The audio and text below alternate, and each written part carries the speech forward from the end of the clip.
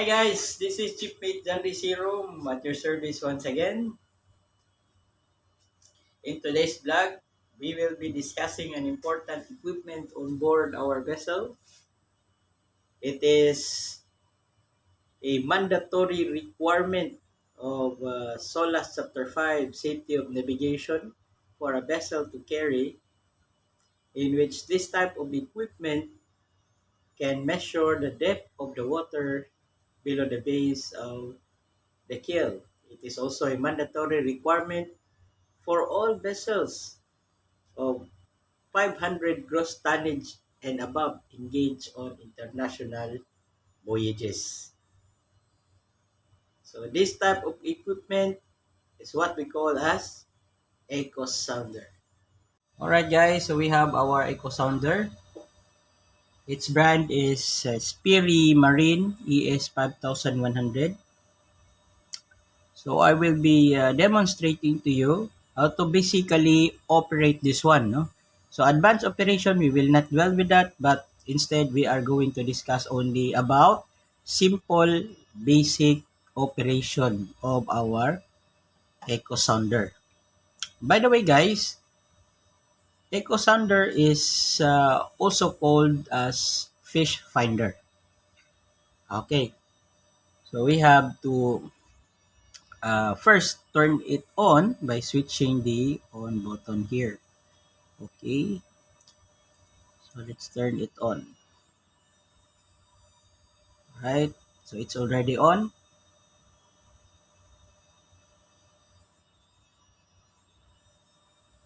All right, so we have this three keyboards here. So we have gain, range, and dim. So we will focus on these three.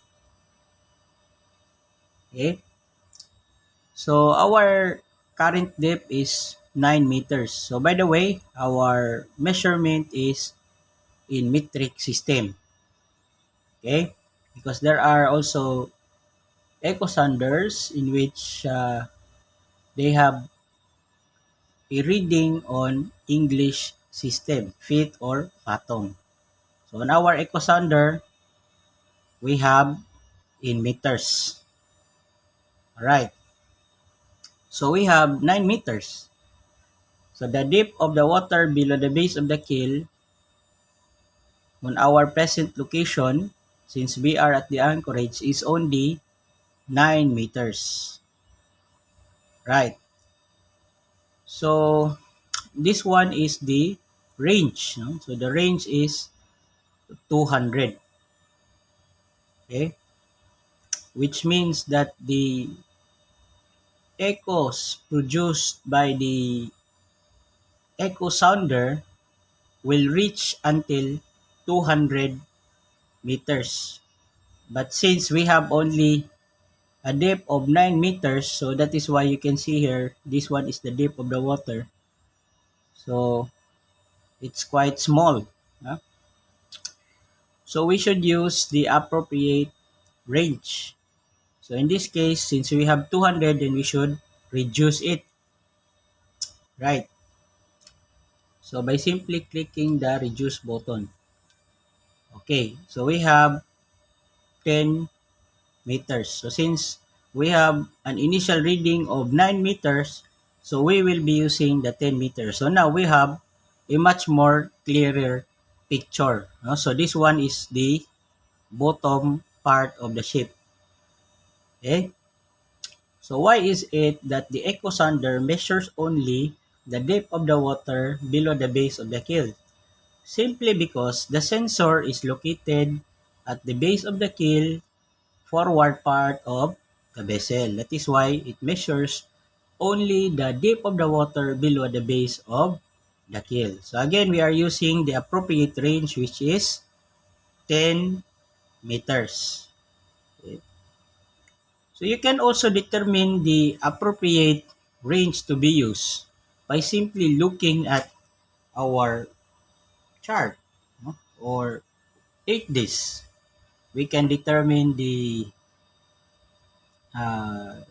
lowest mean water there, and then we could set the echo sounder range based on that information. Right. So next is the gain. So for the gain, if there are a lot of interference in between our keel and the seabed, like for example, there are school of fish, there are trash, or whatever interference, no, which could interfere in between the base of the keel and the seabed. So we will be using the gain buttons here. So since we don't have any interference here,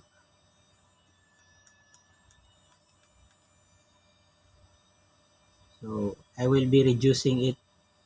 So I have reduced it. So since we don't have any interference, so of course, it doesn't have any effect. But if, for example, we are at a muddy seabed, then it will be another story because probably there will be a lot of interference here. Okay? So I will be switching it to the maximum. Okay, so as you can see, you have here an interference which could be detected. So that is why the other term for echo sounder is fish finder, because you can detect objects in between the base of the keel and the seabed. So this technology is also used in catching fish. So it is common on board fishing vessels. Alright? For the dim, we will be using this one to reduce the brilliancy. Okay? So during nighttime, we will reduce the brilliancy, and during daytime, daylight, we will be increasing the brilliancy. Okay, so that is just the simple basic operation of our echo sounder. I hope that you have learned something from this vlog. Right, so I hope that you have learned something on our discussion. A shout out to all the members of UC Marinos.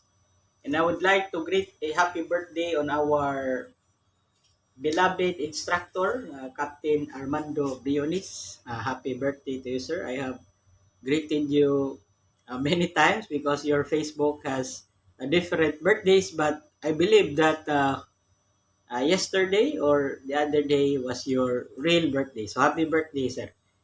And to all the members of UC Marinos, a shout out to all of you.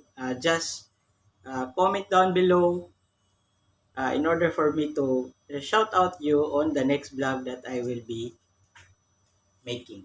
So thank you and God bless.